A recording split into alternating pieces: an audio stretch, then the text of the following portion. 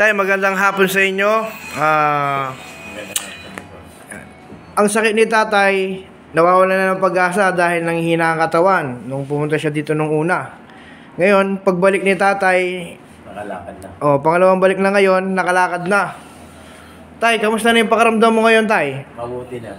Ngayon, laki nang improve sa katawan ko. Yan. Mga, ano yung pinag-improve sa'yo, tay? Anong pagbabago ng katawan mo, tay? Nakapaglakad na ako.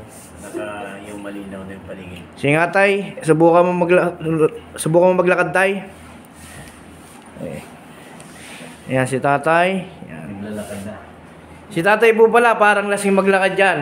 Kanina, parang yung uminom na ng 10 kiss na Red Horse. Ngayon, okay na, tay. Okay na. Nung nakaraan, ganyan. Oo, parang nagsiswimming tayo na. Oo, parang Pero ngayon, okay na, tay. okay na. Sila yung kulay niya, maganda na. Hello. Ngayon, ang balik na lang ni tatay, 10 buwan na lang para sa alignment at patuloy na kanyang gamutan dito. Yan, maraming salamat, tay. Magandang hapon ulit, tay. Yan, unang-una, maraming salamat sa Panginoon. Sige, tay. Bye-bye. Bye. Okay.